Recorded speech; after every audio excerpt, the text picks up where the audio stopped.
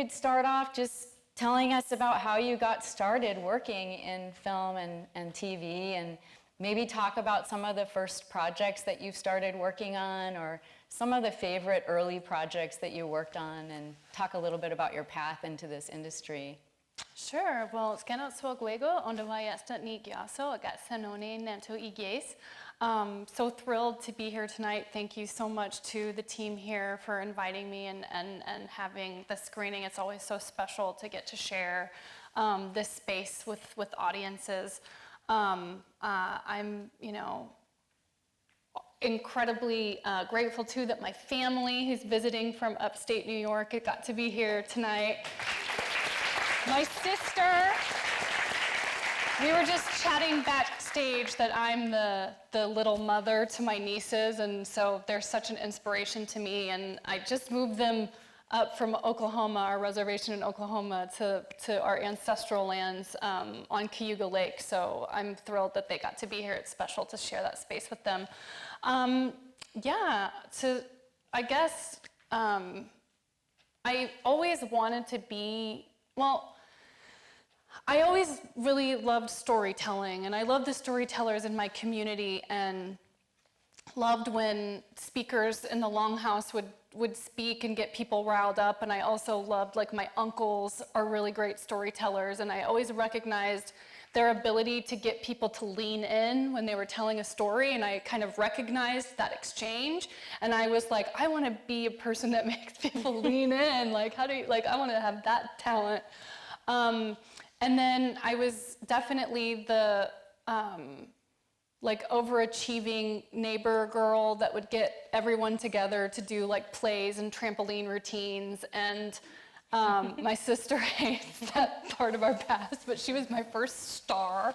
And I got my mom to buy me a VHS recorder at Goodwill, and I would edit tape to tape. But I don't think I actually knew that filmmaking was a path, like a job. And certainly if I knew that, like watching Tarantino movies in like the late 90s or whatever, I didn't recognize that a woman could do that job.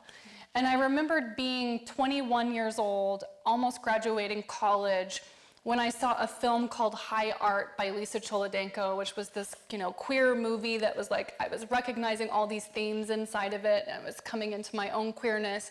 And I saw her name at the end of the credits, and I was like, holy shit, a woman can direct a movie? And I'm glad that there are things like the internet and like people recognize that those things are jobs sooner.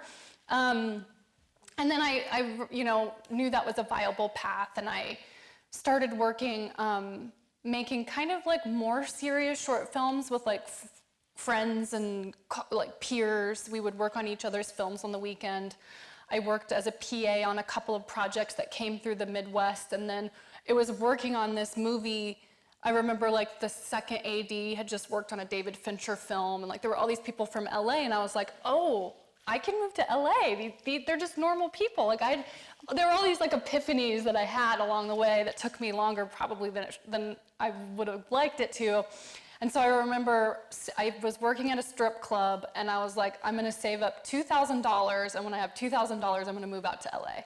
And so I moved out to LA, and I lived there for 13 years, working in various parts of the industry, working as an assistant to a producer. I was making, documentaries on the weekends with like my own money. And then I realized like healthcare is a need, and you don't really get paid or have healthcare in these jobs that I was doing. So I got a job in advertising, and then I spent over a decade working in advertising, producing projects there, and then moved to New York, switched over to publishing, and still remembered this dream that I had. So I decided to make a short film, really give it my all. Lily Gladstone was in that film. It premiered at Sundance, and then doors just started opening for me, and got reps, started working TV, started writing, started directing, and then I packaged this film and got to make the film. So long-winded answer, but that's the journey. It's great, it's great. I think it's important for people to hear, that it's not always just move there and get the job and everything happens magically. And that film the first film with Lily, was that Little Chief? Yeah, From yeah. 2020, and that Yeah. also showed at Sundance, right? Yes, that premiered at Sundance in 2020, and then the whole time I was working in advertising and I was working in these like media jobs that were kind of like adjacent, I kind of was always like frustrated by them because I always wanted to be doing creative work.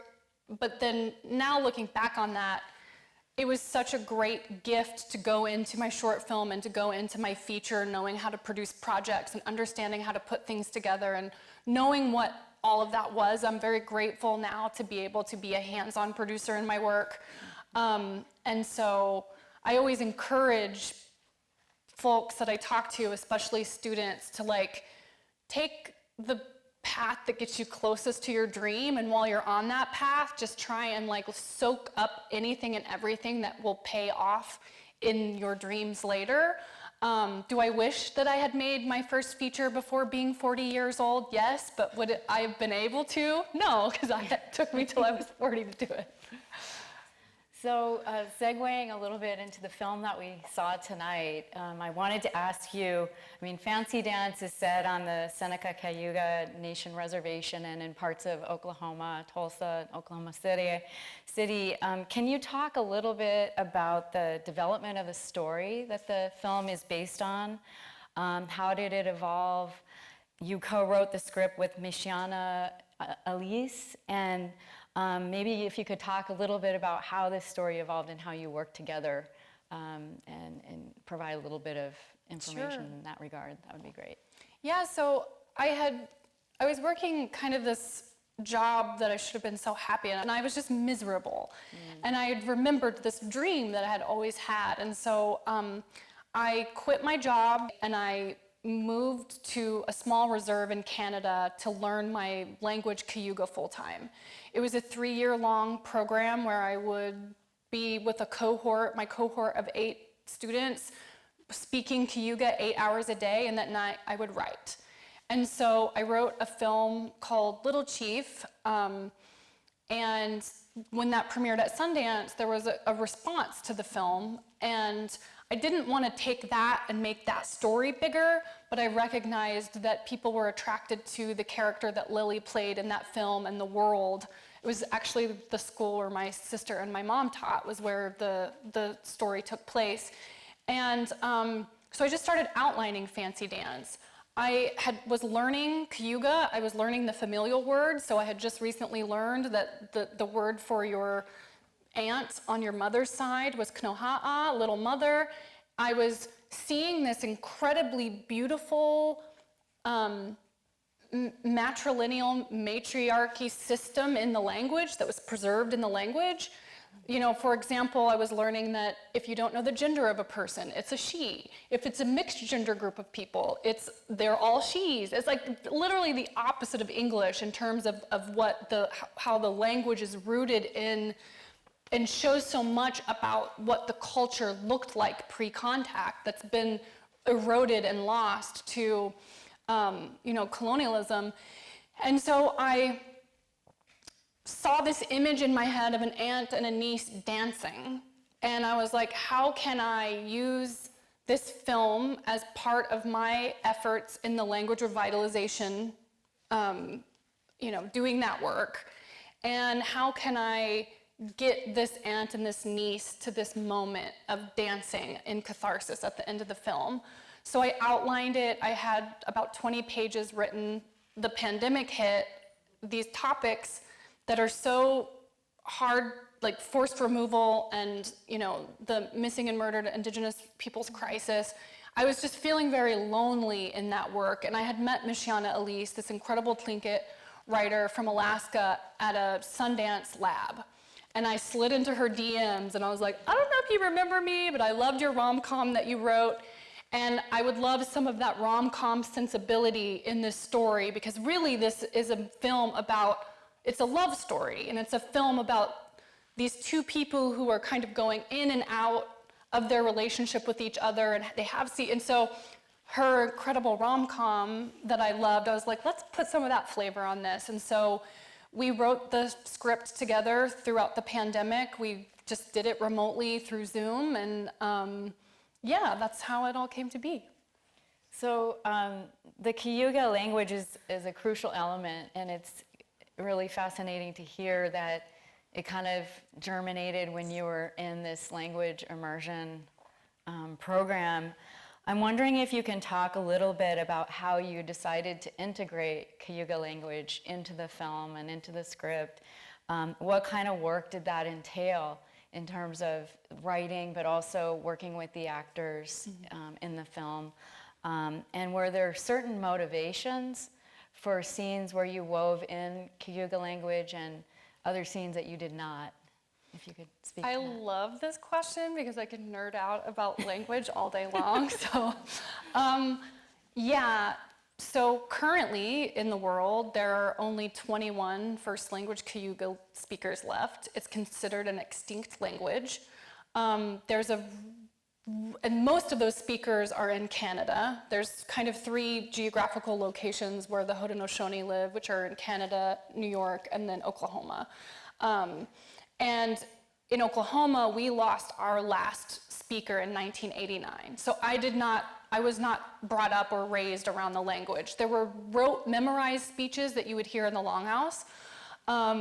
But I, was privileged enough to be able to take time off from work to go do this program. And it was something that was a vital, important aspect of the filmmaking process. One of the women who was in my cohort, Kisa Parker, came on as our language consultant. We did 2 weeks of immersion with Lily and Isabel. They would do 4 hours of immersion and then 4 hours of dance. And they came and did that for 2 weeks.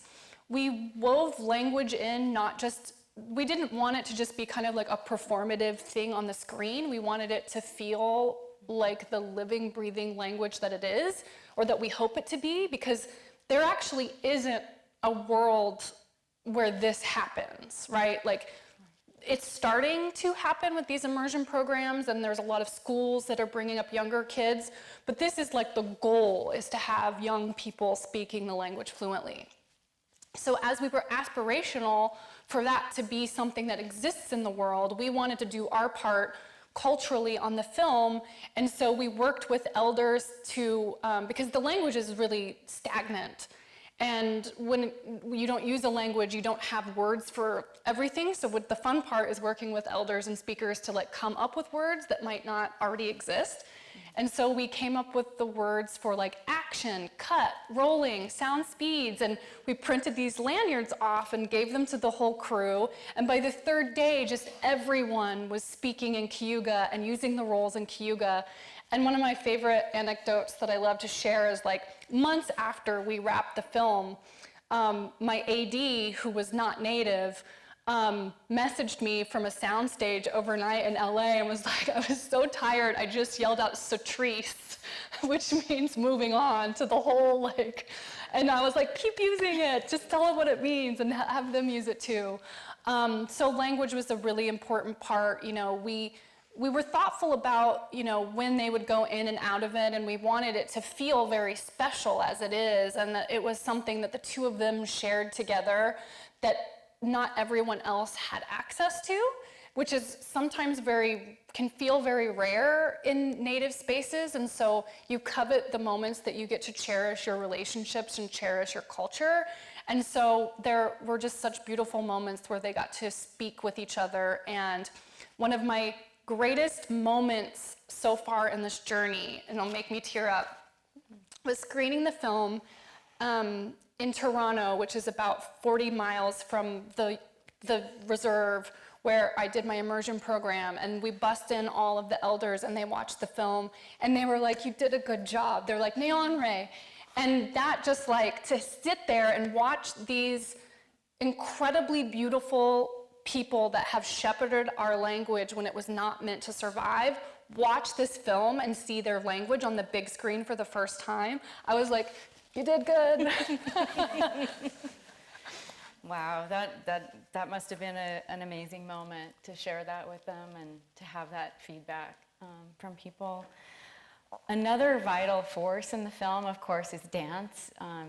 The film is called Fancy Dance. I love how you use the DVD player and the photo album at different scenes in the film to kind of reveal the power of dance as a kind of, the sharing of dance across generations of women, and the use of those other media, photography and DVDs to kind of draw attention and draw the viewer into that in a different way. And I just wanted to ask if you could talk about dance as a cultural and social force in the film, especially since the narrative kind of culminates in the powwow at the end, and multiple themes and issues in the film are kind of brought together in that gathering. And so if you could just speak to what is happening with dance. It is not just the fancy dance in the film, it's also stripping. You deal with the complexity of dance options in these life worlds, and I thought that was really interesting too. There wasn't like a totally purist account of the ways people within this community might take up dance, So. Yeah. So we worked with Holly Sue Gray, who is this incredible fancy shawl dancer, and she came in and she helped choreograph all of the dance scenes. She actually plays Towie. So all of the images that you see of Towie was she was our the person who headed up all of our choreography and taught all the dance. And yeah, I think dance is such a huge part of the culture, and I didn't actually do powwow dance growing up. My sister was the Indian princess. But I always was, I spent a lot of time at powwows and in that culture, and it's just a big part of living in Oklahoma, whether you're native or not native. It's something that's, in the summer, they're happening all the time, and you come together, and it's this community gathering. And so we wanted there to be a physical manifestation of their cultural love. And so that was in dance, because that's what it feels like when you go to a powwow, and you just have everyone there that you love, and you're expressing, and there's music, and there's corn dogs, and there's strawberry drink, and it's just a really fun space to be in. And yeah, as a person who had worked in a strip club and has been a sex worker, I thought it was important to not it's frustrating to watch the coverage or the representation of Native Americans, and all you see is poverty porn, and it's just when you see the white gaze and the white savior nature of that. But then also in response to that, there can be this kind of going in the other direction where you're just telling stories about model minorities. And for me, I was it's really important to recognize that Towie deserved to be found and deserved to be looked for regardless of what her job was, and that sex workers and queer folks and trans folks and all folks deserve to be searched for when they go missing, and their cases deserve the respect of investigation when they are murdered. And so for me, it was important to show the beauty of a mother who works for a living to provide the best home that she can for her child, and that when she's ripped from that family, what that does to the people who are left behind. And the jacket wasn't in the first couple passes, but I used to have a set that I danced in. And we were trying to figure out ways to bring Towie in and to have Roki have something physical that represented her connection to her mother. And so I just love the innocence of her loving her mother and looking up to her mother as this beautiful caretaker that she was for her, and taking that jacket and wrapping it around her as a representation of her hug and her love. And then to see that jacket take flight at the end to sorry, when I talk about Towie, it just gets me so emotional. Yeah. But to see that finally, you don't see it move and you don't see her dance until the very end, and to have Towie present with the two of them when she takes flight in that jacket, it was just a discovery in the script writing to find a way to get that there. And now it's like, how is that not always there from the beginning? So. Yeah. Oh, one more thing I will yes, say about the powwow, just because I think that this is just another, like, as folks in here, if there are wanting to tell their own stories, is just understanding how you tell those stories and why you're telling stories from your community. And I remember we threw this powwow because it was during the pandemic, and we couldn't like go into one. So we had to hire all these extras and bring in all these native folks to come and be in the powwow, and all the dancers and the vendors and all of that. And so I remember going to my producer the week before the powwow, and I was like, I need $2,000. And they were like, why do you need $2,000? You don't just get to have $2,000 when you ask for it. And I was like, well, I need to buy raffle prizes for the powwow. And we bought a big screen TV and a bunch of raffle prizes, and throughout the night we were raffling them off, and we told the folks, we're like, at 6 a.m. we're gonna be raffling off a big screen TV. And they stayed because they wanted to win that TV. And my mom sent me a screenshot of a Facebook post that was like, the girls got tired last night, like who ended up winning the TV? And so there was like, and so I always just say, like, you know, tell stories in your own way and tell them in your community the way that you know that you'll reach like the people around you. And I love that we got to have a real raffle at the powwow that night, and you know, Donnie won the TV. So. Another really important aspect of the film is queer identity and culture, and it was really great to see Lily Gladstone playing Jax, such a complex, fascinating character. One of the reports that I read about the film said that the intent of the film was to spread awareness of the epidemic of missing and murdered Indigenous women, but it was also to serve as a love letter to the often marginalized heroes of Native American communities. And I'm wondering, you know, I'd love to hear you talk about whether you perceive queer folks as some of these marginalized heroes of these communities, and if you could just say a little bit more about this.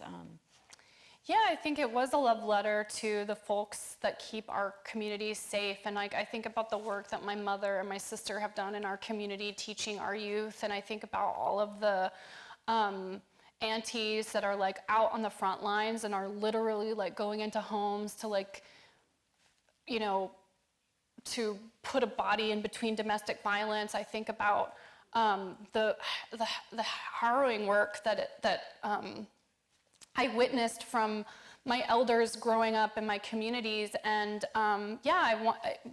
Jax is doing everything she can in her own way, even though she doesn't make the right decisions every time. The intention behind every one of her decisions is to keep her family safe. And I witnessed that growing up, and I was saved. You know, I was saved by my mother's ability to exit a very violent relationship. I was saved by domestic violence shelters growing up when we didn't have anywhere else to go that were ran by these sorts of women. And so I think it's important to talk about those heroes and recognize that when you can't call the police and you can't get a response from the FBI, and you don't have a tribal force that has the ability to prosecute these cases, it is the women of our community that are left to do what they can to provide safety. And it is our uncles and it's our aunties and it's the queer folks in our community that are left in those roles. And I know for a fact I wouldn't be sitting here on this stage in this form if I hadn't had those heroes growing up. Yeah. One of the powerful scenes it's a short scene, but it's very visually powerful and also acoustically really important, is where the community members are moving through a field and you have a wide shot and they're calling out Tawi's name, Waratawi, and moving through this field in synchronized fashion, kind of searching for her. And it just, watching that, I think just is really powerful. And can you talk a little bit about that scene? And I mean, I grew up in Montana, and I've seen people actually doing this for missing women. I'm wondering if you could just talk a little bit about that. It's sort of a fleeting scene, but for me it was like so important, the way you shot it and the sound of that scene as well. Yeah, so that I've done, work on and off with the National Indigenous Women's Resource Center, which is an organization that helps specifically Native communities organize at a grassroots level, and they'll go into different communities, and someone may have, like, we're trying to get rape kits in our village in Alaska, or like each one of them may have different goals, and this organization helps give them the resources and the tools to like bring people together and accomplish goals. And so I've been to so many different Indigenous communities, and I've witnessed this happening in most of them, and they're all very similar, and it's extremely hard to talk about them because every time you witness a search like that, you recognize that that means that someone is missing or someone is gone, and the family members and the community members that are out there doing that are not only is it an action that is necessary in the investigative process of finding someone who's missing, but it's also a way to hold vigil and to be together and to be on the land. And in our culture specifically, the name of someone who has passed becomes more powerful, and you pass it on by generation. My Native name, it comes from those who've come before you. And so for me, it was so powerful to have this community out, saying her name. And it's interesting because not everyone loves that scene. And some people, and the criticism is probably valid that it's a little different than the rest of the film and it's more meditative. But I fought for it because I think that it's a beautiful kind of gut-wrenching exercise of survival and holding prayer and space as a community. Sorry, I keep crying, guys. How can you not? It's like, I'm really funny, I promise.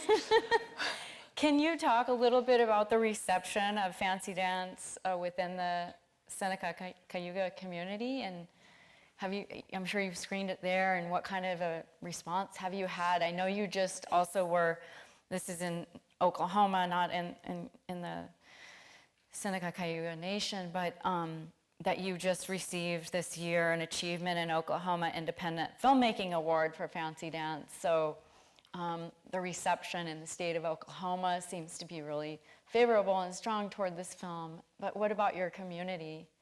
Yeah, I mean, it's been great to share the film there and to share the film also where I currently live on Haudenosaunee lands, and then also to show it up in Six Nations territory up north. And the response has been great. And I think, we shot in Oklahoma, mostly on Cherokee Nation land, because we live a little bit further out of like the hub of production folks. But yeah, we had lots of Native folks working on the film. I also work on Reservation Dogs it's gone now. We shot that in Oklahoma, and my showrunner Sterling Harjo's built up this beautiful crew of Native folks, and so it's been great, and now we just sold the film to Apple, so the film will have a theatrical release and will be available worldwide on the Apple platform, and so I'm excited that it means that the reach of the film will go even further, and hopefully, Haudenosaunee folks who haven't seen the film will get to see it, and others as well. I mean, that's a big deal. So congratulations on the Apple Thanks, Lily distribution. Gladstone. Yay! I mean, we're really happy to hear that, and also that Lily has been such an advocate of the film. And I think she was here honored last week, and I believe she told some of our staff in the theater to tell you hello. I got like a picture. Yeah. Lily's incredible. She's a dear friend of mine and a cherished collaborator, and I'm so thrilled for her success this year and her bravery in continuing to speak about our film when she was kind of there on these stages to talk about her other film, Killers of the Flower Moon. I think is also just a testament to the same kind of like community and generosity that you see from the characters in this film. I think she wants to scoop up all of her Indigenous collaborators and all of the others that maybe she hasn't worked with yet and take them with her and us with her as they are in this, I think they're gonna probably win an Oscar, hopefully. But what a gift to have Lily Gladstone in my life. Absolutely. And what about working with Isabel DeRoy Olsen, who played Roki? How were you able to work with her in this film and cast her? Yeah, so the very first monies that we received for the film were through some soft money, some grant. Like this is before we had a production plan or financiers or anything. And my producing partner, Deidre Bax, and I knew that from very early on we wanted to spend the money on casting because we knew finding Roki was going to be the biggest challenge of all. And it took us almost 2 years. We did a or North American-wide casting search, and we saw some incredibly talented young Indigenous actors, but I hadn't quite found the one I was looking for because Lily is so big and is so present and is like just their face just takes up that screen and the eyes, and we needed someone who could counter her in a way that she wouldn't just fall behind Lily's star power. And I was working on a series for AMC called Dark Winds, and we were casting a pregnant teen, and Isabel's tape came across the screen, and she looked way too young to play this pregnant teen. We were like, we don't want a pregnant 12-year-old. And so I just immediately took her name and wrote our casting director, and I said, I think I've found her. And she did one reading on a Zoom with me, and she's also just really like a spitfire, and she's just like gave me every day and gave Lily and like pranked everybody and was like running around, but she's also like a trained dancer, so she's very poised, so she really tricks you into like believing her like innocence and grace until she like gets a good prank over on you, and just is just this incredible soul and picked up the language very quickly. And they are working, like she played young Lily in Lily's upcoming television series. And they get dinner together all the time when Lily's working in Vancouver. So if I did anything in this world, it was, putting those two together to be friends. Film or no film, it's a beautiful relationship, and I've become very close with her and her family as well. Oh, that's great. I think we're probably going to open it up to audience in a few minutes, but before we do, I just want to just talk a little bit about the tension in the film between law enforcement in dealing with the major issues of missing and murdered Indigenous women and the kind of incompetence and negligence and ignorance around those issues from formal law enforcement on the one hand, and then the kind of other systems of caretaking and investigation that the film takes really seriously and tries to pursue in different ways. I also realized when I was rewatching it again tonight that the film is both, it's a narrative that's both like it's a search and it's an escape simultaneously in the second half of the film, which must have been like tricky to write and segment and sequence. But if you could just talk maybe both in terms of the film, but maybe more generally about these issues of where are we at with law enforcement's inability to really sufficiently pay attention to this issue? And what are our options? How can we support other pathways of care, investigation, and support for the community? Yeah, I mean, I think you see this similar kind of quagmire of injustice in lots of places where like colonialism, patriarchy, white supremacy have like influxed their disease into everything. But it's by design, you know? It's by design to take a community of people that you don't want to have any rightful claim over what is a rightful claim, and suck off all resources. And one of those resources is life, and one of those resources is getting justice for crimes committed against you. And I mean, you know, the Violence Against Women Act didn't cover Alaska till very recently. You know, we've been forcibly removing Native children from their communities since the boats arrived. And, you know, it's not an exaggeration what's reflected here. If anything, we could have gone further down the rabbit hole of a procedural, but like that's not the movie that I wanted to make. But, you know, my sister, my mom, you know, worked in our community and dealt with CPS a lot. Do you call and have CPS come and remove the kid from the community and adopt it out, potentially? Or do you not call?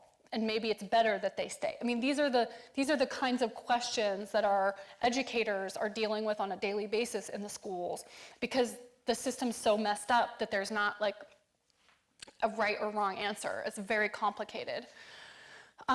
Which is a reason why we didn't want Jax to be perfect. We wanted there to be a little bit of like, well, should it be Jax or should it be the grandparents? And you're like, no, it should definitely be Jax. You know, my mom, you know, who looks very different than I do, has dealt with these sorts of things. You know, she's been pulled off a Greyhound bus and been asked to show her papers or like proof that she should be living in the United States. You know, when you go, the closer that you get, you know, to the border in Texas, the more that you see these very aggressive systems. Like the ICE officers will just park in front of pharmacies and Walmarts where people need to go to get like things to live their daily lives. And so, you know, we wanted to show this scene where they're speaking their language. It's misinterpreted as a different language. Oh, maybe they're not supposed to be in this country. And like, that's what they're concerned about, but they're not concerned about finding this missing woman. And so, yeah,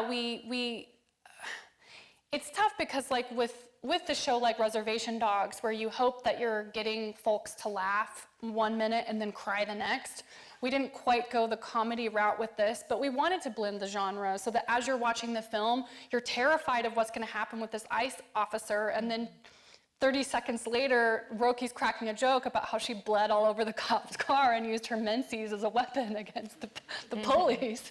And so being from Native spaces, you learn to navigate the blending of those genres because you need your family and humor and laughter and love to kind of get through some of the more dramatic, serious, like oppressive systems.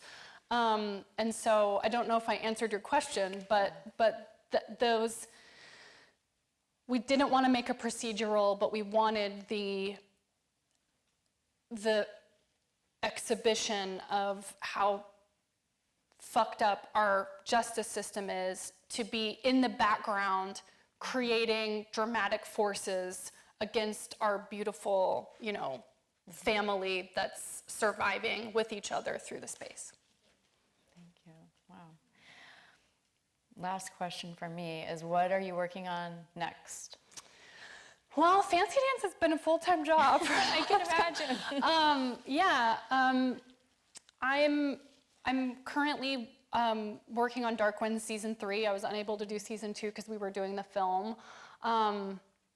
I have a couple of television shows in development, and I have, I really want to do like genre stuff next. I'm working on a horror film right now that I'm putting together, and then Michiana and I are coming back together. We're working on a sexy thriller. I love the 90s. I want to subvert those movies and make something that you recognize, but is also surprising. So lots of stuff. I feel extremely blessed and excited that I get to do this for a living, share it with my family and my nieces. My niece McKenna is an incredible poet, and we write together, and we have projects that we work on. So yeah, just anything and everything that I can get my hands on that calls me. Do you do embroidery as well? Because I saw there's a great piece in the LA Times where there's a self-portrait that you did it's like an embroidered piece that's just so stunning and beautiful. Yeah, and I learned it from my mama. And I also love the poster for this, for the event tonight.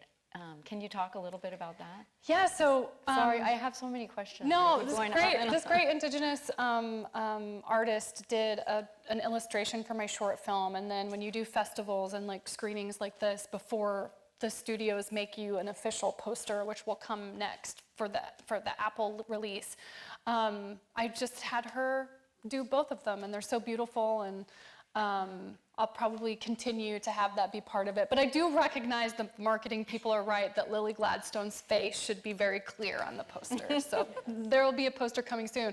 But I was so, it was awesome to see the big blown up. I've sent a picture to Lily and Isabel, and they were loving it out front. Great. So thank you for that. So I think at this point we can turn it over to, if the audience members have any questions. We have people going around with mics. So if you could raise your hand, and they'll come and find you, and then we will be able to hear your question or your comment. I noticed, there was a conversation between Lily's character and her father about staying on the reservation, leaving the reservation, and I heard you say earlier, you had moved your family up to ancestral lands, and so I'd be interested to hear you talk about just that, the connection to the land, what that means to you and to Native populations in general, and to, I don't know, just any of your thoughts on that. Yeah. I think, Jackson answering that question is just well, why would we leave? It's her community, and it's what ties, the land is what ties your community together, and it's what ties you to the space and nature around you, which is such a vital part of community and a vital part of us all being here and being alive. And I think I would have probably stayed in Oklahoma and would still be living in Oklahoma. It's a really weird climate politically, God, my sister's shaking her head. My nephew is trans, and I don't know if you guys saw this news, but a young citizen of the Cherokee Nation was just beaten to death in their school in Owasso in Cherokee country. The anti-trans legislation, the violent rhetoric from the politicians make it almost unsafe for queer folks and trans folks to live, go to school, and be there. And the statistics of violence are even higher when you're Native, or live in, surrounding communities of Native reservations. And so I'm so grateful that we get to live on our ancestral lands on Cayuga Lake in upstate New York. It's beautiful and wonderful, and our mom still lives down in Seneca, and lots of friends and family. So it's tough because you want to stay in the community where you are, and sometimes you can't. And we had the privilege, because of my job and what I do, my sister is a single mom of 3, and she's a teacher, and so not everyone can move, right? So anyway, what a really depressing answer to your question. But you know, land is everything, and we should all be so, you know, have that right to live and be where we belong and be safe there. Yeah, please, one more. We can't end the night with that as the last answer. Hello, thank you for being here.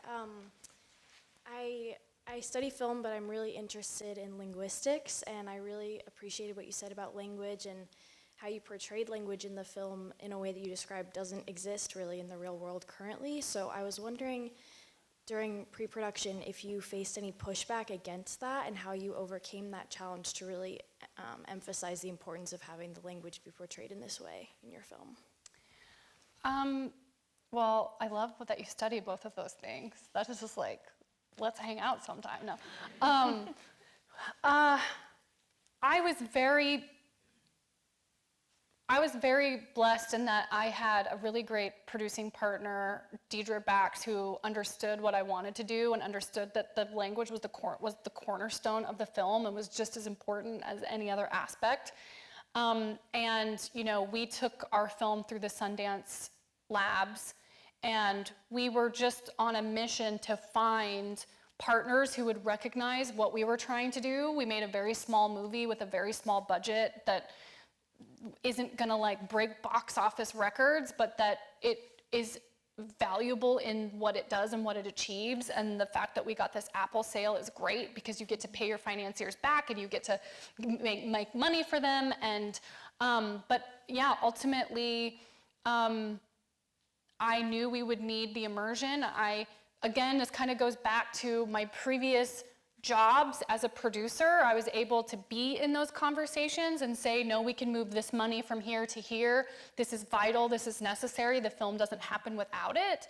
And I just had really incredible partners who believed in that and wanted that to be there. So I really didn't have much pushback at all. If anything, we would have loved to have included more, but perhaps we just didn't have the time because you are, on an independent film, you are shooting so quickly, and the Cayuga scenes take 2 to 3 times longer to shoot just to make sure you've got the person making sure everything sounds right, and you're just going back and forth. And but yeah, what a beautiful process it was to get to make this film and to get to talk to you all tonight about Cayuga. It's what a dream. Better last answer. Thank you all for coming, and thanks to Erica and her family. I'm really glad you all came tonight, and tell others about the film. It's going to be on Apple, which is great. And thanks also to the Carsey-Wolf Center staff for organizing, and all the students who are in the room running the event too. So thanks, everybody. Thank you.